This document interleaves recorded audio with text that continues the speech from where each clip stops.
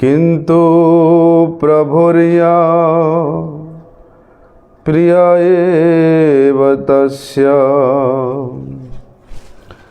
वन्दे गुरुश्री चरणारविन्दम्। वाञ्छाकल्पतरुर्भ्यश्च कृपा सिन्धुभ्य एव च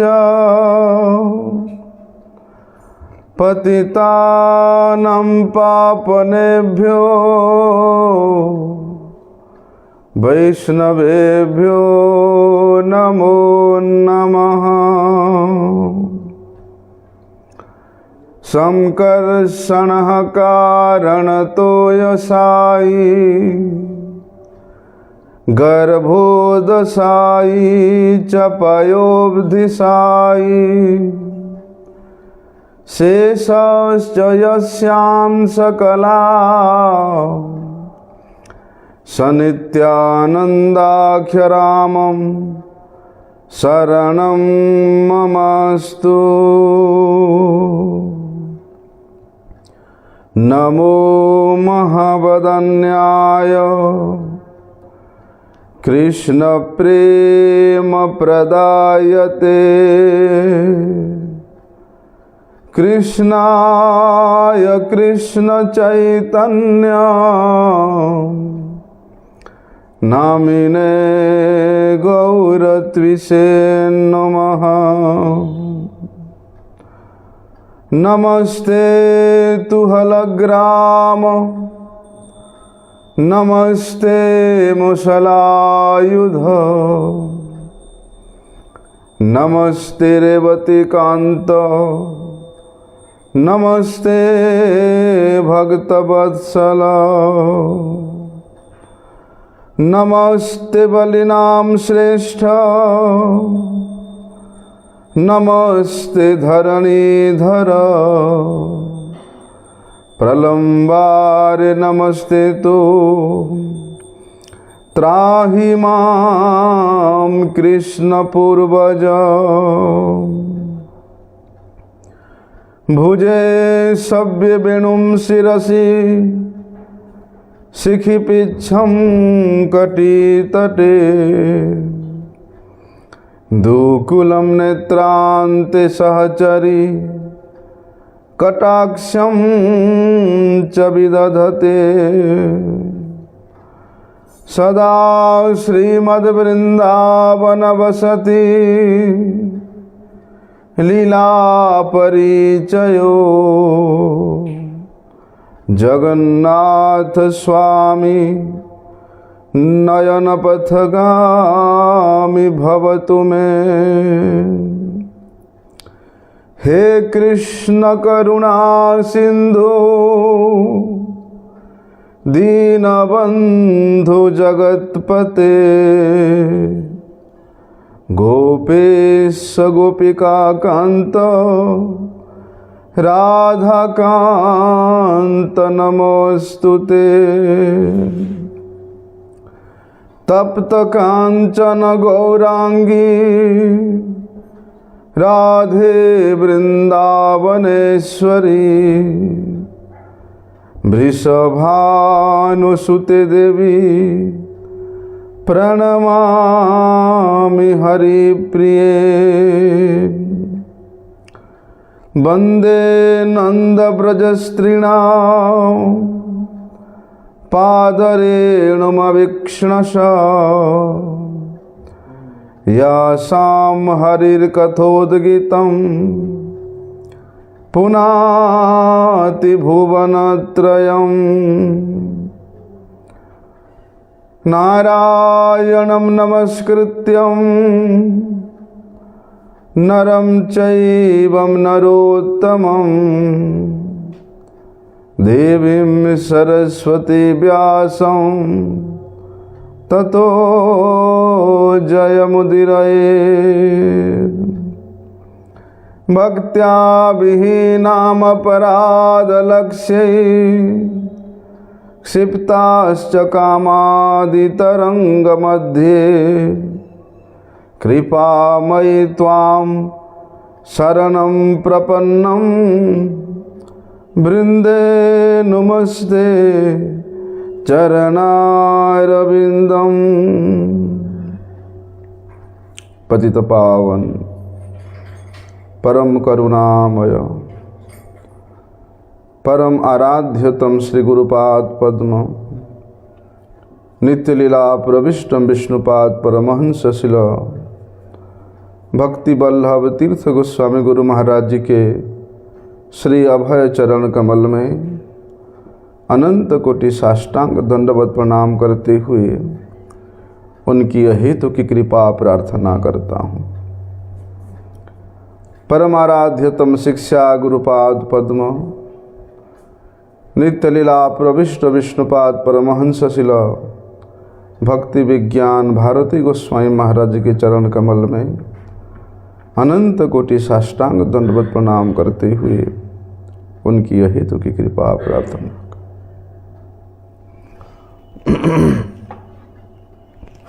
आज श्री भागवत रस माधुरी के एकादश दिवस में हम लोग प्रवेश कर रहे हैं। सुत गोस्वामी जी उन यज्ञ में संश्लिष्ट शौनकादि ऋषियों को बता रहे हैं कि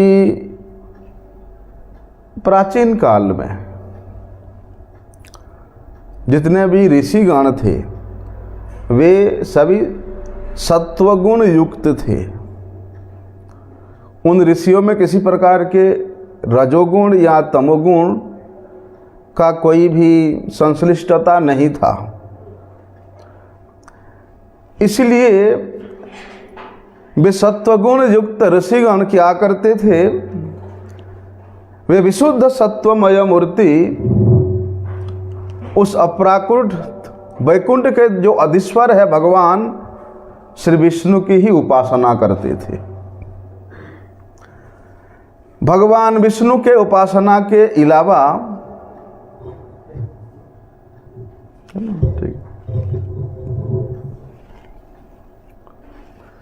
दूसरे कोई देवियों का उपासना का प्रथा प्रचलन नहीं था।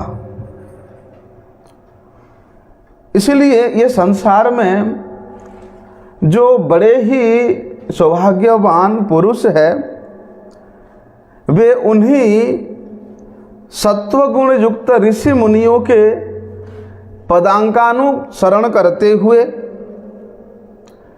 उन मुनियों के उपदेश को ग्रहण करते हुए उन मुनियों ने जिस पथ पे चला, जिस राह दिखाया, उन पथ के पथिक होकर के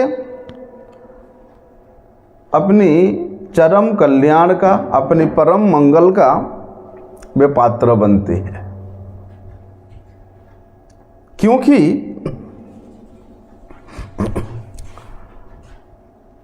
लोग अपने हृदय के अनर्थों को दूर करने के लिए अनेक चेष्टा करते हैं, लेकिन उन अनर्थों का दूर करने का सबसे सरल और सुगम उपाय है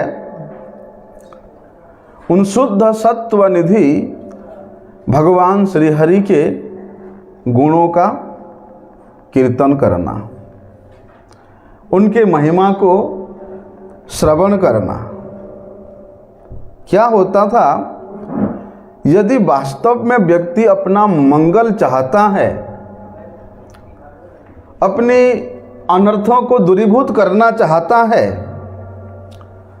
तो वे ये अन्य देवी देवताओं के उपासना से रहित होकर के अथवा सांसारिक जो तृष्णा है उन तृष्णाओं से रहित होकर के अत्यंत शांत भाव से वो किसी की निंदा नहीं करते, ना किसी का दोष देखते हैं, और जिसका तृष्णा शांत हो चुका है, स्वाभाविक रूप से उनमें इस प्रकार के गुण आ ही जाता है। तो ऐसे निर्दोषी सत्वगुण में स्थित जो साधक है, जो मनुष्य है, वे उन भूत प्रेतों की आराधना नहीं करते। उन तमोगुणी रजोगुणी भूत पिशाच प्रेत प्रजापति पितर इन सब का आराधना नहीं करते। वे केवल मात्र भगवान श्री हरि का ही या भगवान श्री नारायण के अंश कलावतारों का ही आराधना करते हैं। वे विष्णु स्वरूपों का ही उपासना करते हैं। परंतु जो लोगों का स्वाभाविक रूप से तमोगुण के प्रति आकृष्टता है, जो तमोगुणी स्वभाव वाले मनुष्य हैं, वास्तव में वो संसार के विषय वस्तुओं के प्रति, धन ऐश्वर्य मान पूजा प्रतिष्ठा के प्रति आकृष्ट होते ही होते हैं। और उसके लिए वे इन सब पितरों का, भूत पिशाच प्रजापति इन सब का, जो कि थोड़े से आराधना कर देने से लौकिक फल प्रदान करते हैं, सांसारिक विषय वस्तुओं को प्रदान करते हैं, उनका उपासना करते हैं। और कहते हैं कि जो लोग जिस प्रकार के स्वभाव के देवी देवताओं का उपासना करते हैं, वे उपासक का भी स्वभाव उनके जैसा मिलता जुलता है, उनके जैसा मिलता जुलता है। लेकिन श्रीमद् भागवत हम लोगों को क्या निर्देश देते हैं कि वासुदेव परा वेदा, बच्चा बिछा देगा सन, वासुदेव परा मखा, वासुदेव परा योगा, वासुदेव परा क्रिया, वासुदेव परम ज्ञानम, वासुदेवम परम तपः, वासुदेव परो धर्मो, वासुदेव परागति ही। श्रीमद् भागवत हम लोगों को ये शिक्षा प्रदान करते हैं कि तमाम शास्त्रों के, पुराणों के, उपनिषद के, वेद वेदांत के जो तात्पर्य है, जिस वस्तु को इंगित करते हैं, जिस वस्तु के निमित्त ही है, वो है वासुदेव भगवान श्री कृष्ण ही है। इसलिए वेदों में जितने भी यज्ञों के बारे में वर्णन किया गया है, उन तमाम यज्ञों के अधीश्वर कौन है, यज्ञपति कौन है? भगवान वासुदेव ही है। अर्थात श्री विष्णु के उद्देश्य से ही यज्ञ होता है। और जो यज्ञ श्री विष्णु के उद्देश्य को, विष्णु के प्रसन्नता को छोड़ करके किया जाता है, बोलते वो यज्ञ को कभी भी शुद्ध सत्वमय यज्ञ के रूप में कल्पना नहीं कर सकते। उसी प्रकार जितने भी योग शास्त्र है, उन योग शास्त्र भी महान योगेश्वर यज्ञपति भगवान श्री विष्णु के उद्देश्य से ही है। और उन योग शास्त्रों में बोलते हैं जितना भी क्रियाएं बताया गया है, उसका भी तात्पर्य केवल भगवान के चरणों की भक्ति ही है। योग मतलब जोड़ना, अपने हृदय को, अपनी चित्त वृत्ति को भगवत पाद पदों में जोड़ना ही वास्तविक योग है। लेकिन योग का अपभ्रंश शब्द कहो, उसका उद्देश्य कहो, उसका परिचालना जो आजकल हो रहा है, कहो ये वास्तविक योग नहीं है।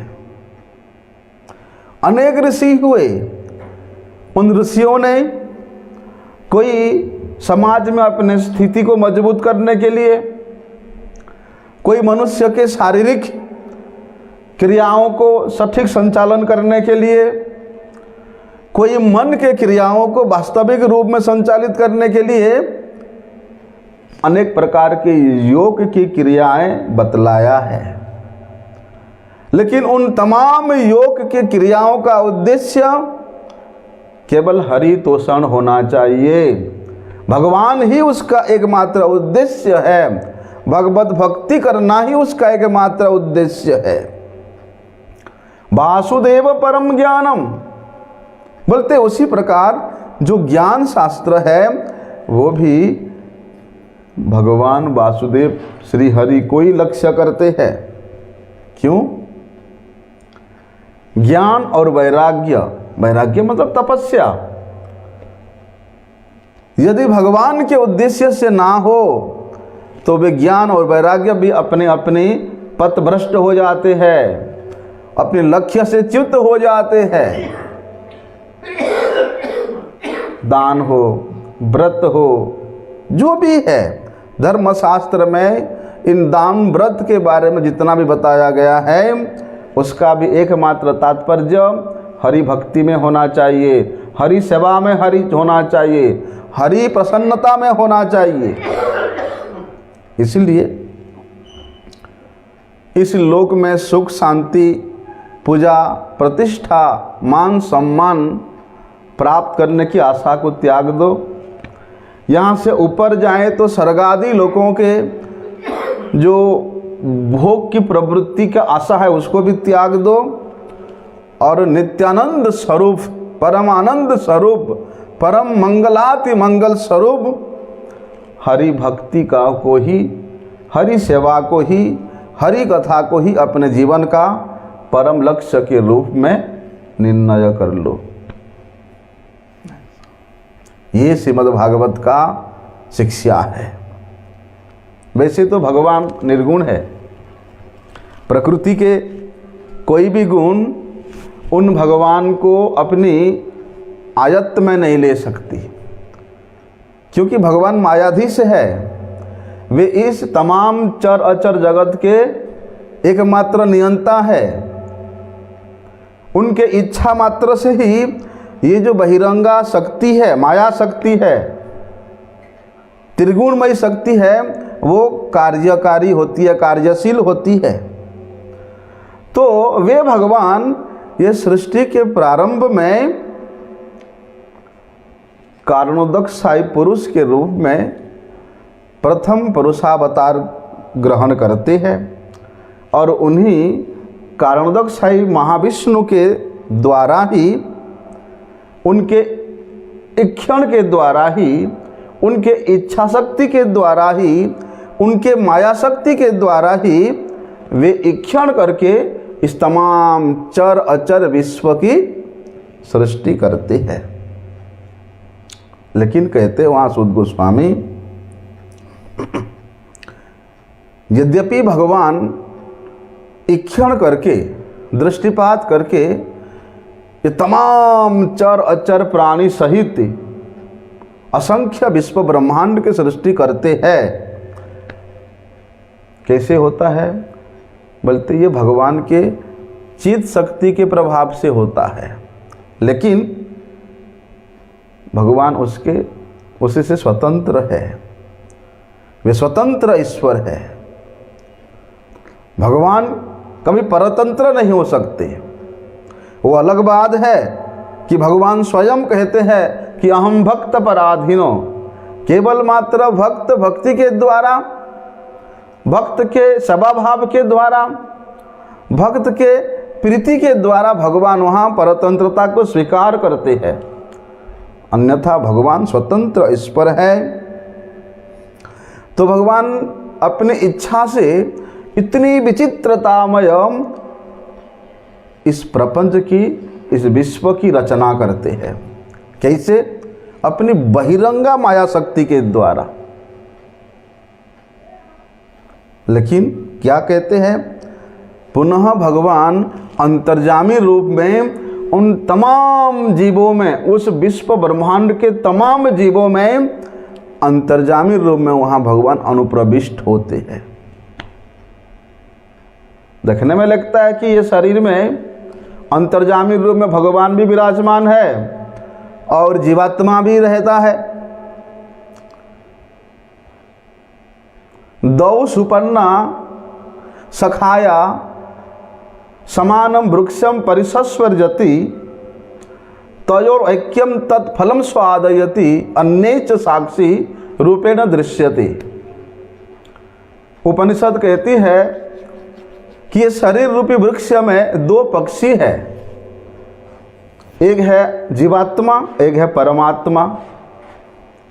जीवात्मा उस वृक्ष में बैठे बैठे क्या फल खा रहा है, उसको वे अंतर्यामी रूपी परमात्मा साक्षी रूप में देखते रहते हैं। लेकिन देखने में लगता है कि वृक्ष में दोनों ही विराजमान है। देखने में लगता है कि भगवान भी सगुण के मापी प्रकाशित होते हैं, किंतु वास्तव में इस ब्रह्मांड का, इस प्रकृति का कोई भी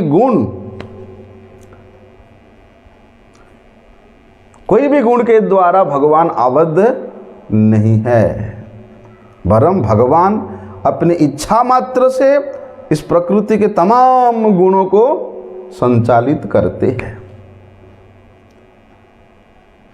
क्या कहते हैं, बोलते हैं जैसे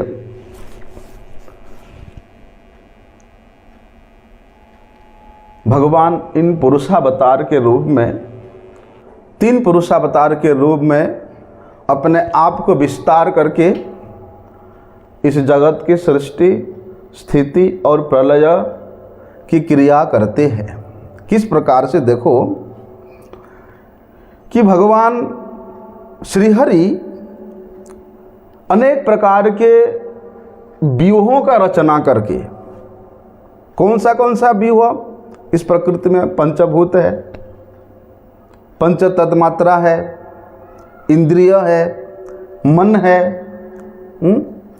इन सब को भगवान विस्तार करके देव योनि में, नर योनि में, त्रिजग योनि में स्वयं प्रविष्ट होते हैं और जीवों को उन योनियों के अनुरूप विषयों का भी लीला के क्रम से भोग कराते हैं। ये सृष्टि लीला है। कोई प्रश्न करे क्या आवश्यकता था कि भगवान तो अपने नित्यानंद में, अपने गोलोक धाम में रहते हैं, उनको इस सृष्टि करके, तमाम जीव जगत का सृष्टि करके और उन जीवों को पुनः त्रिताप में दग्धीभूत करके, पुनरपि जननम पुनरपि मरणम पुनरपि जननी जठरे शयनम, ये त्रिताप कष्ट से जीव को प्रपीड़ित करके भगवान को क्या सुख मिलता है? कोई प्रश्न कर सकता है? क्या इससे उनका लेना देना है? वे अपने नित्यानंद में है, नित्यानंद में रहे।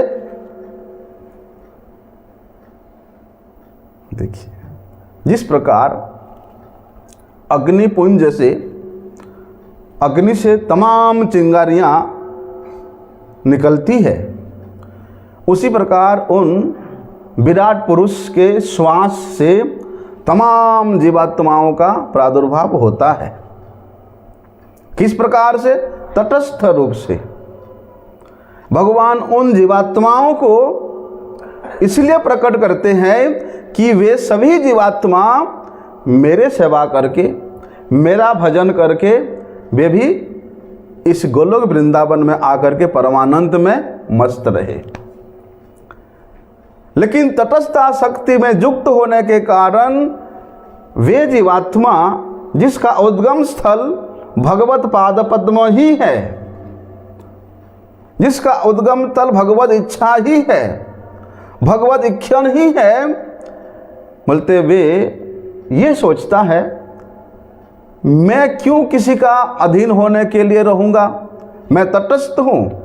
भगवान कभी भी किसी के स्वतंत्रता के ऊपर हस्तक्षेप नहीं करते, लेकिन जीवात्मा उस तटस्थ अवस्था में होने के कारण वे अपनी स्वतंत्रता का दुरुपयोग करके स्वयं भोगी होने का, स्वयं स्वामी होने का, स्वयं भोक्ता होने का विचार कर लेता है। और जो जीवात्मा अपने उद्गम स्थल के संबंध को छोड़ करके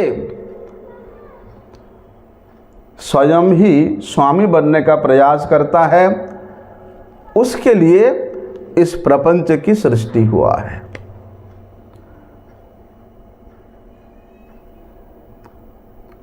इसलिए इस जगत की सृष्टि हुआ है। तो वहां कहते हैं असौ गुणमयैर भावे भूते सूक्ष्मेन्द्रियात्मभिः स्वनिर्मितेषु निर्विष्टो भुंक्ते भूतेषु तद्गुणान्। और अपनी अपनी भोग की इच्छाओं को लेकर के, कल्पनाओं को, इच्छाओं को लेकर के, अपनी क्रियाओं के द्वारा जीव यहाँ पर अनेक जोनियों में भ्रमण करते हुए, कोई देव जोनि में, कोई मनुष्य जोनि में, कोई तिर्यक पशु जोनि में भ्रमण करते करते वे उन फल को भोग करते हैं। क्या कहते हैं? जो भगवान इस संपूर्ण लोकों की रचना की करने वाले हैं, वे भगवान श्री हरि ना केवल देव योनि में, बल्कि पशु पक्षी मनुष्य ऐसे तमाम योनियों में वे प्रकट होकर के उन जीवों के प्रति, जो जीव जिस जिस कर्म के अनुसार जिस जिस योनि में गया है, उन योनियों में उन जीवों को करुणा करने के लिए, उन जीवों का उद्धार करने के लिए भगवान उस योनि को स्वीकार करते हैं। देखा नहीं, भगवान कभी मत्स्य अवतार में, कभी कच्छप अवतार में, कभी शुकर नरसिंह अवतार में, हंस अवतार में क्यों अवतीर्ण होते हैं? कि उन योनियों के जीवों का मेरे उस स्वरूप में, उस रूप में, उस अवतार में अनुराग हो जाए, उस अवतार के गुणगान करने का उनका प्रवृत्ति बन जाए, तब उनका कल्याण होगा। तो भगवान उन सब योनियों में अनेक लीलावतार प्रकट करते हैं। जिस जिस योनि में भगवान प्रकट होकर के, आविर्भूत होकर के जो जो लीला करते हैं, बोलते वही वही लीलाओं का चिंतन करना, कीर्तन करना, गुणगान करना ही उस ब्रह्मांड का, उस योनि के जीवों का परम कल्याण का उपाय होता है। लेकिन भगवान उन योनियों में अवतार लेने पर भी उसमें कभी स्वयं आबद्ध नहीं होते, अनुरक्त नहीं होते, वरम सत्वगुण के द्वारा भगवान उन तमाम प्राणियों का पालन करते हैं, पोषण करते हैं। तो सुध गोस्वामी जी कहते हैं, इस सृष्टि के प्रारंभ, सृष्टि क्रम में सबसे पहले कारण समुद्र में सजन करने वाले प्रथम पुरुष के रूप में, जिनको विराट पुरुष भी कहा जाता है, वे कारणान्नव साई पुरुष के रूप में भगवान अवतीर्ण होते हैं, रूप धारण करते हैं। क्या करते हैं उस रूप में? इस प्रकृति के जो महत तत्व है, उस महत तत्व से संपन्न मन के साथ जो 11 इंद्रियां हैं, पंच महाभूत है, ये जो 16 पदार्थ है, उसके रूप में भगवान स्वयं विद्यमान हो जाते हैं। अर्थात जो तमाम चराचर जीव जगत प्रकृति दिख रहा है, ये भगवान का विराट स्वरूप है। उसके बाद भगवान श्री हरि द्वितीय पुरुष अवतार ग्रहण करते हैं। ब्रह्मांड के भीतर में भरे जो जल है, जिनको कि गर्भोत सागर कहते हैं, उस गर्भोत सागर में गर्भोतक साई विष्णु के रूप में भगवान योग निद्रा का विस्तार करते हैं और उन्हें गर्भोतक साई विष्णु के नाभि कमल से, नाभि सरोवर से जो कमल उत्पन्न होता है वो कमल से उस प्रजापति नाथ ब्रह्मा जी का जन्म होता है, उनका प्राकट्य होता है। उसके बाद भगवान कारणोदक साई विष्णु के रूप में अर्थात काय कारण समुद्र में शयन करने वाले वे श्रीहरि विराट रूप के द्वारा अपनी प्रत्येक अंग प्रत्यंग में, ये जो चतुर्दश भुवन के बाद हम लोग श्रवण करते हैं, हमारा ये भूलोक है, यहाँ से 6 लोग नीचे है और यहाँ से 7 लोग ऊपर है। ये चतुर्दश जो ब्रह्मांड है ये उस विराट रूप श्री हरि का अंग प्रत्यंग है और यहीं पर ही इस चतुर्दश भुवन में ही प्रपंच की कल्पना की गई है। और बोलते ये चतुर्दश भुवन में आवागमन तब तक रहेगा जब तक उस शुद्ध सत्व निधि भगवान श्री हरि के चरणों में हम लोग शरणापन्न नहीं हो जाते हैं। आब्रह्म भुवनात् लोका पुनरावर्तिनोर्ज। चतुर्दश भुवन में तब तक जीव भ्रमण करता रहता है जब तक वे शुद्ध सत्वनिधि भगवान श्री हरि के पाद पद्म में अपने आप को समर्पित नहीं कर देता। और उन भगवान श्री हरि का स्वरूप कैसा है? हमेशा रजोगुण से और तमोगुण से रहित है। फिर कैसा है? सत्वमय है, शुद्ध सत्वमय है। बोलते भगवान के वही रूप परम विशुद्ध है, अपराकृत है, चिन्मय है। वही रूप को इस प्रकृति के अंतर्गत दृष्टि के द्वारा, इस प्राकृतिक चक्षुओं के द्वारा, इस प्राकृतिक इंद्रियों के द्वारा कभी नहीं देख सकते, कभी अनुभव नहीं कर सकते, कभी स्पर्श नहीं कर सकते। इसलिए शुद्ध सत्व में स्थित होने के उपरांत ही वे शुद्ध सत्वमय भगवान के उस विशुद्ध स्वरूप का दर्शन होता है। करने का लालसा है उन इंद्रियों के द्वारा भगवान के उस परम चिन्मय नाम का भक्ति के विषय में हम लोगों को बताया। बोलते उस 9 प्रकार के क्रियाओं के द्वारा हमारा संपूर्ण इंद्रिय जब उन्मुख हो जाएगी, स्वतः सिद्ध रूप से हमारे जिह्वा में स्फुरित होंगे। सेवन मुखे ही जिह्वादो स्वयमेव स्फुरत्यद।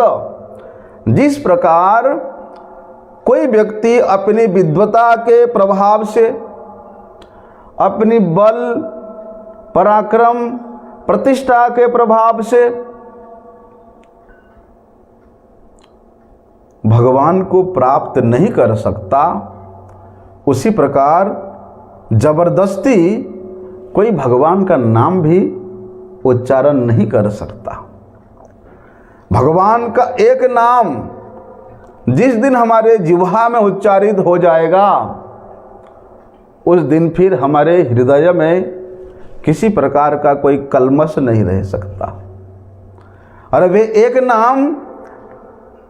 नाम जीव को वे प्रेम के आनंद के सागर में नित्य निरंतर गोता लगाता रहेगा।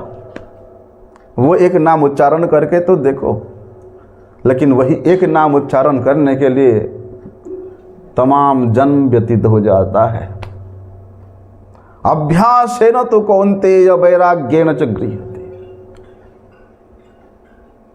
एक जन्म नहीं, 2 जन्म नहीं, 1000 जन्म तो अभ्यास करना पड़ेगा, तब जाकर के भगवान का एक शुद्ध नाम हमारे जिह्वा में उच्चारित होगा।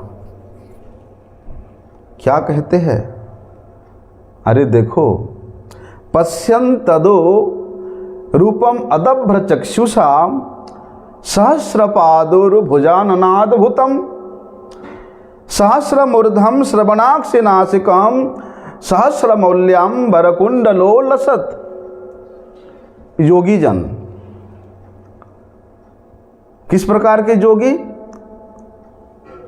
बोलते जिन्होंने हजारों वर्षों से अपने चित्त को भगवान के साथ जोड़ने का प्रयास कर रहे हैं। ऐसे योगी उस परम विज्ञान से युक्त होकर के अथवा उस भगवती ज्ञान को प्राप्त करके दिव्य दृष्टि प्राप्त करने पर भी भगवान श्री हरि के उस पराक्रम को, भगवान श्री हरि के उस चिन्मयाति चिन्मय लीलाओं को देखने में समर्थ नहीं होते हैं, सिवाय उनके चरणों के शरणापन्न के अलावा। तो वे भक्त जन, वे योगी जन, वे ऋषि जन भगवान के वही रूप का दर्शन करते हैं जो रूप के द्वारा उन्होंने अपने आप को जोड़ने का प्रयास किया है। क्या कि सहस्र पादोरो भुजाननाद्भुतम, कि वे भगवान के असंख्य सिर है, असंख्य कान है, नेत्र है, नासिकाएं है, भुजाएं है, मुख है, असंख्य चरण है। और भगवान के वे विराट रूप बोलते असंख्य मुकुटों के द्वारा सुशोभित है, सुंदर वस्त्र धारण किए हुए है, कुंडल धारण किए हुए है, परम सुशोभित रूप दर्शन हो रहा है। इस प्रकार भगवान के ये जो अवतार है, एतत् नाना अवताराणाम निधानम बीजम अव्ययम यस्याम सांसेन सृज्यन्ते देव तिर्यंग नरादयः। भगवान का ये जो विराट रूप है, ये जो कर्णोदकशाही भगवान विष्णु के स्वरूप है, बोलते ये भगवान के तमाम अवतारों के लीलाओं के समाप्ति के बाद उन सब अवतारों का ये प्रवेश स्थली है। उन सत्वनिधि भगवान से तमाम अवतार प्रकट होते हैं और वे अपने अपने लीलाओं को समाप्त करके पुनः ये विराट स्वरूप अर्थात कर्णोदकशाही विष्णु में प्रविष्ट हो जाते हैं। जितने भी अवतार है, इन तमाम अवतारों का जिस प्रकार ये उद्गम स्थल है, उसी प्रकार उन अवतारों के लीला के उपरांत ये उनके प्रवेश स्थली भी है। कैसे अवतार? जैसे अभी हम लोगों ने श्रवण किया, भगवान की अवतारों की किस प्रकार गणना की गई है। पुरुषावतार कितने प्रकार के?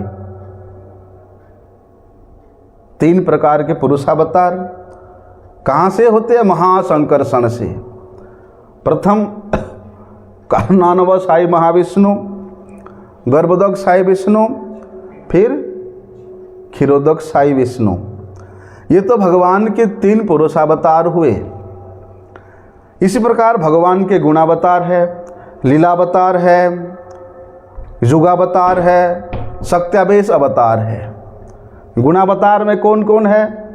जैसे कल हम लोगों ने श्रवण किया था, भगवान इस जगत के सृष्टि, स्थिति और प्रलय के लिए 3 रूप धारण करते हैं। क्या क्या? ब्रह्मा, विष्णु और महेश। ये भगवान के 3 गुणावतार है। उसी प्रकार लीलावतार है, मत्स्य, कूर्म, नृसिंह, वराह, वामन। ये सब भगवान के लीलावतार है। मनमंत्र अवतार 14 प्रकार के हैं, जैसे यज्ञ, विभु, सत्यसेन, हरि, वैकुंठ, अजित, वामन, सार्वभौम, ऋषभ, विश्वक्सेन, धर्मसेतु, सुधामा, योगेश्वर और बृहद्भानु। ये 14 मनमंत्र अवतार है। युगावतार भी 4 प्रकार के हैं। शुक्ल रक्त तथा पीत इदानीम कृष्णताम गतः। शुक्ल वर्ण, रक्त वर्ण, कृष्ण वर्ण और पीत वर्ण। उसी प्रकार भगवान के शक्त्यावेश अवतार भी है, जैसे पृथु महाराज, व्यासदेव जी, परशुराम, बुद्धदेव, ये भगवान के सत्यावेश अवतार है। बोलते ये तमाम अवतारों का जो उद्गम स्थल है वो है कारणोदक साई महाविष्णु। उन्हीं से उद्गम होते हैं और लीला के बाद उन्हीं में ही प्रविष्ट हो जाते हैं। तो देखो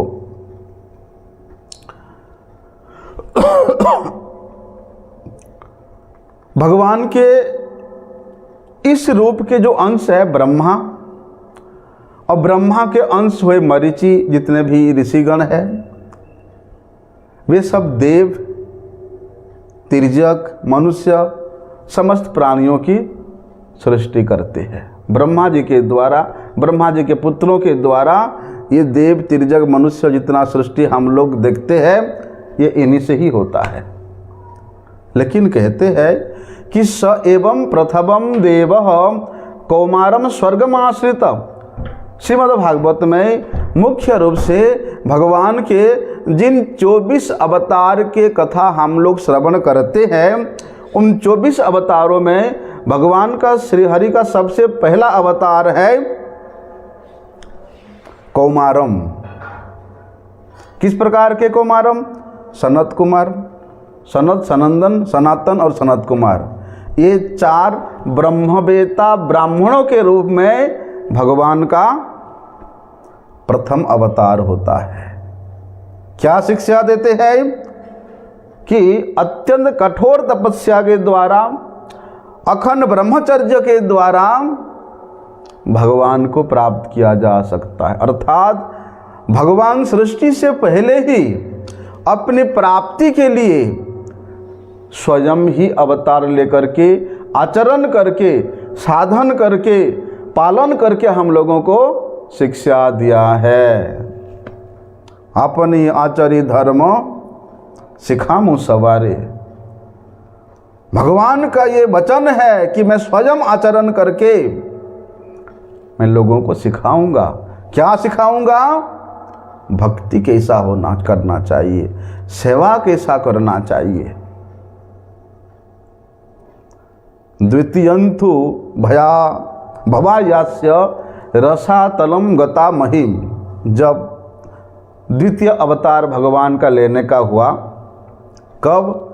जब उस यज्ञेश पर भगवान श्री विष्णु रसातल से पृथ्वी का उद्धार करने का समय हुआ था, तो द्वितीय अवतार में भगवान वराह रूप धारण किए थे। इसी प्रकार तृतीय अवतार में वे देवर्षि नारद के रूप में अवतरित हुए, और उस अवतार में सात्वत तंत्र जो पंचरात्र है, जिसको नारद पंचरात्र के रूप में हमारे पास नर नारायण ऋषि के रूप में अवतरित हुए। कहाँ से? धर्म की पत्नी मूर्ति के गर्भ से। क्या है? ये भगवान नर और नारायण ऋषि के तपस्थली है। आज भी ऐसा कहते हैं, पर्वत है, वे नर और नारायण के रूप में जाने जाते हैं। आज भी वे कठोर तपस्या रत है कि उस कठोर तपस्या का आचरण करके ही आत्मा को प्रसन्न किया जा सकता है। पंचम अवतार में भगवान ने कपिल नामक ऋषि के रूप में अवतरित होते हैं, और उस अवतार में काल के प्रभाव से जो सांख्य दर्शन लुप्त प्राय हो गया था, उसको उन्होंने पुनः आसुरी नामक ब्राह्मण को उपदेश प्रदान करते हैं।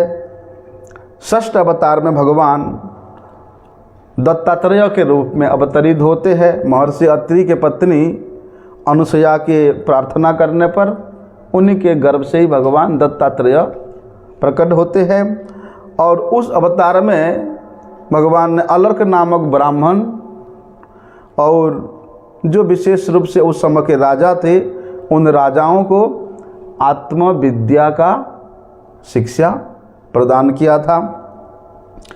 सप्तम अवतार में भगवान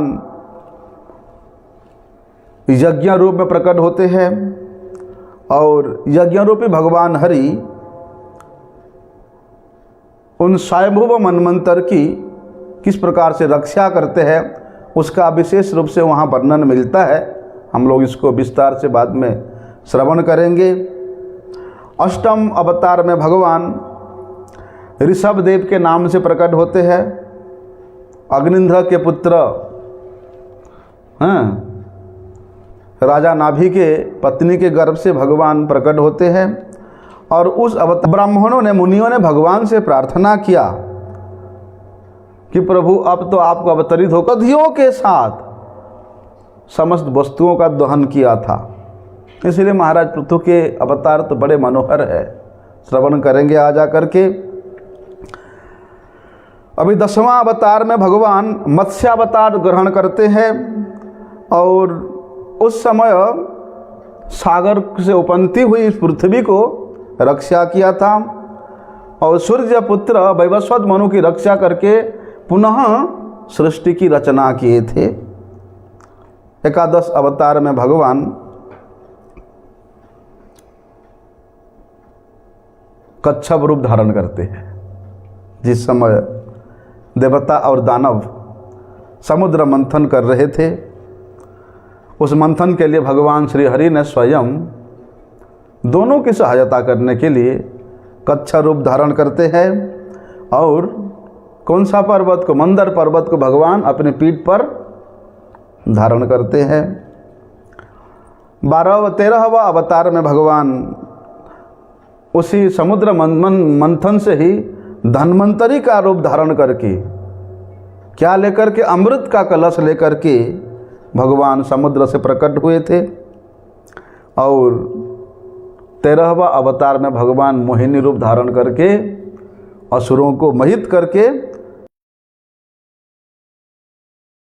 को क्या कराए थे, अमृत पान कराए थे।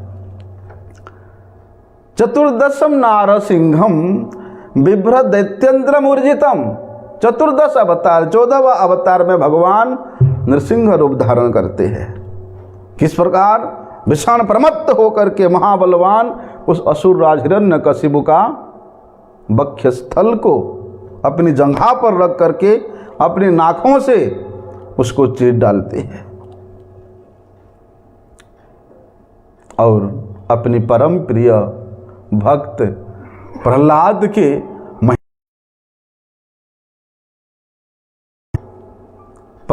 के वात्सल्य भाव को उन्होंने इस जगत में दिखाया। पंचदशम वामनकम कृत्वा गादध्वरम बले है। 15वां अवतार में भगवान दैत्यराज बलि को छलना करने के लिए और बलि के द्वारा हरण किया हुआ देवताओं के उस स्वर्ग को पुनः देवताओं को प्रदान करने के लिए भगवान वामन अवतार धारण करते हैं। और कहाँ पधारते हैं, बलि के पार क्षत्रियों से रहित कर दिया था। क्यों? क्योंकि उस समय के जो क्षत्रिय राजा थे, इन क्षत्रियों का वध करने के लिए परशुराम अवतार धारण किए थे। 17वां अवतार में भगवान श्री हरि श्री कृष्ण देवपायन वेदव्यास मुनि के रूप में श्री पाराशर ऋषि और सत्यगति माता के गर्भ से प्रकट होते हैं। और जिस समय भगवान इस वेदव्यास रूप धारण किए अवतीर्ण हुए, उसी समय क्या हुआ था, कली युग का प्रारंभ होने वाला ही था। द्वापर के अंत में भगवान प्रकट होते हैं।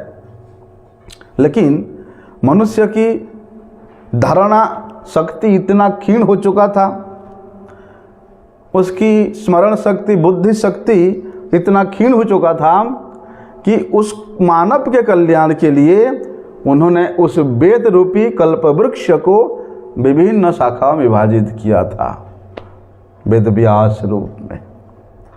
18वें अवतार में भगवान देवताओं के कार्य को सिद्ध करने के लिए और उस महापराक्रमी देवद्रोही, भक्तद्रोही, ब्राह्मण द्रोही रावण का वध करने के लिए दशरथ नंदन श्री रामचंद्र के रूप में भगवान अवतरित होते हैं। 19वां अवतार में भगवान श्री हरि स्वयं श्री कृष्ण और बलराम का नाम ग्रहण करके वे स्वयं अवतीर्ण होते हैं। ततः कलौ संप्रवृत्ते सम्मोहाय सुरादृशान बुद्धो नानमान जयसुतः की कटेश भविष्यति। उसके बाद तो भैया द्वापर के अंत के बाद कलियुग आने वाला है, और कलियुग आने पर इस कलियुग में तामसिक लोगों की वृद्धि इतना अधिक बढ़ जाएगी,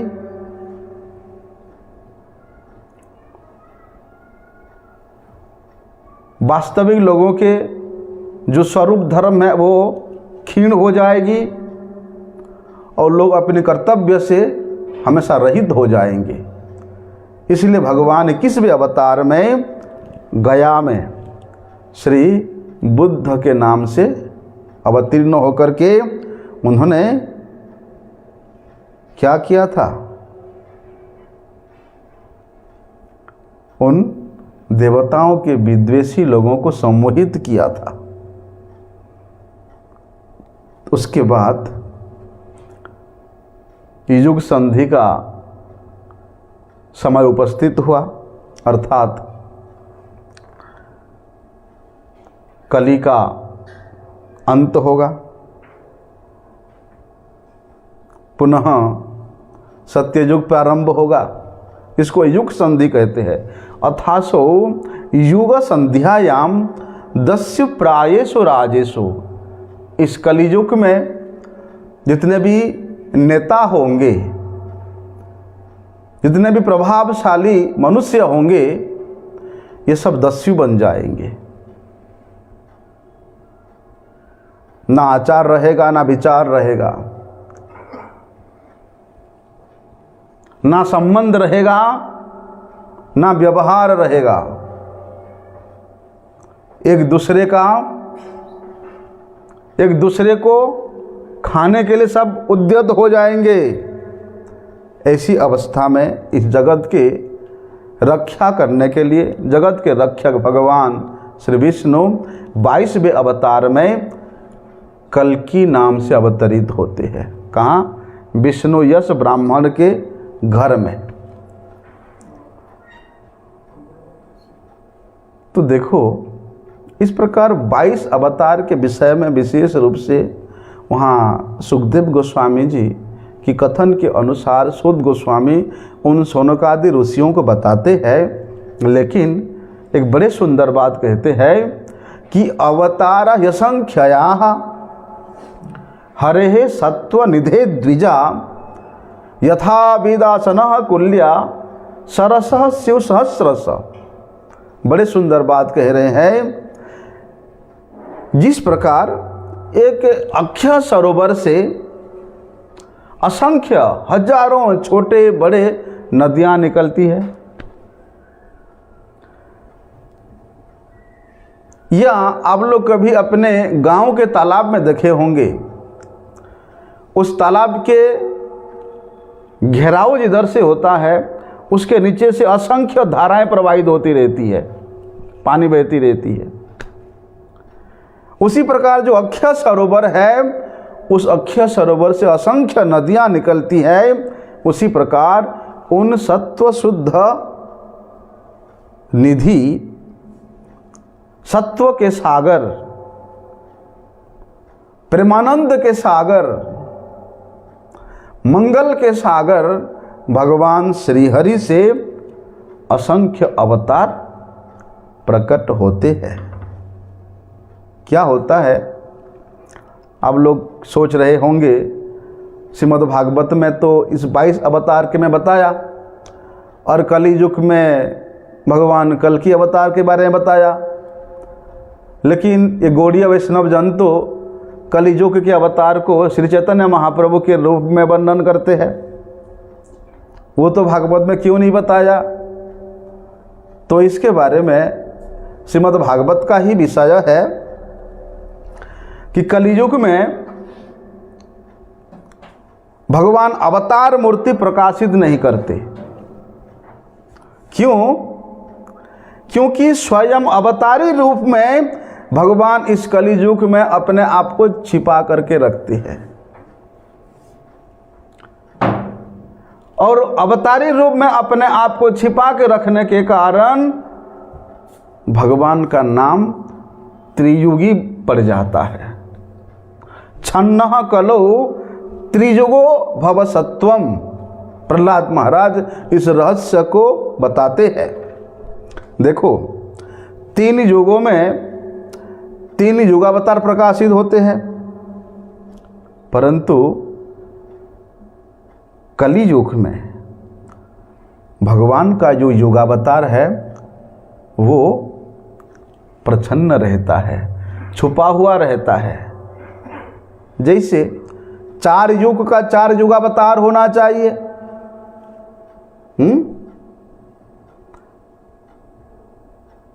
सत्य युग का जो युगावतार है वो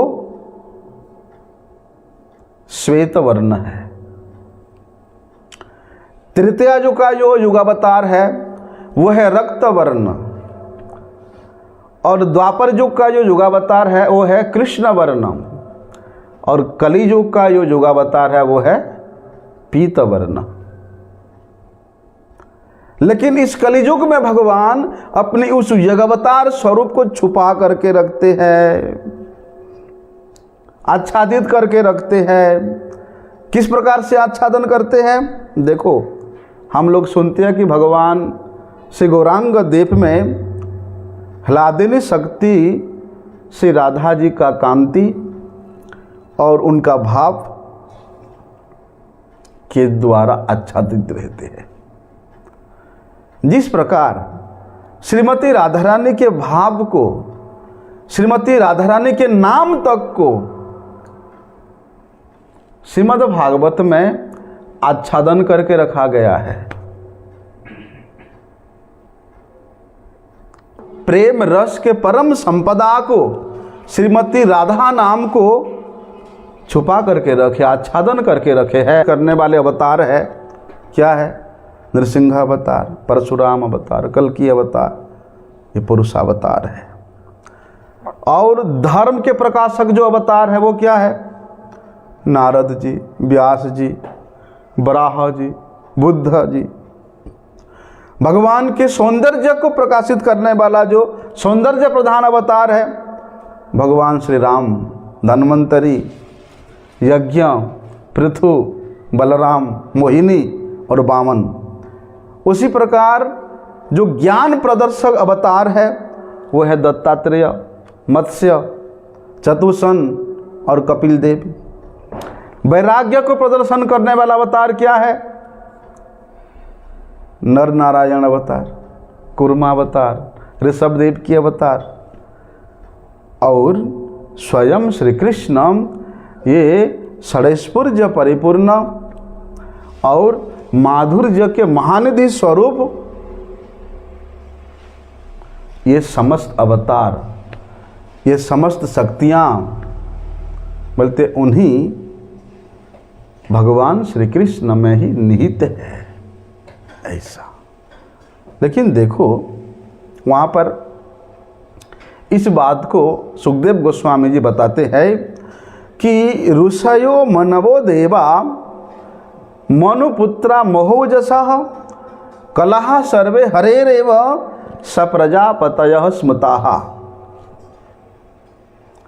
कि भगवान के इस तमाम अवतारों के विषय में वर्णन करने के उपरांत बता रहे हैं कि जो प्रजापति है, महान शक्तिशाली मुनिगण है, देवतागण है, मनु है, मनुपुत्र मानव है, ये कौन है भैया? ये सब के सब भगवान श्री हरि के अंश है, भगवान श्री हरि के विभूति है। इसलिए ये मनुष्य भी भगवान का अंश है, और अंश होने के कारण जब वे मनुष्य अपने अंशी भगवान को भूल जाता है, अपने अंशी भगवान के सेवा से विमुख हो जाता है, तब उसको इस संसार में क्लेश उठाना पड़ता है, कष्ट उठाना पड़ता है। आगे सुध गोस्वामी जी बड़े सुंदर वर्णन करते हैं, जिसको हम लोग कल श्रवण करेंगे। वांछा कल्पतरुभ्यश्च कृपा सिंधुभ्यैव च पतितानां पावनेभ्यो वैष्णवेभ्यो नमो।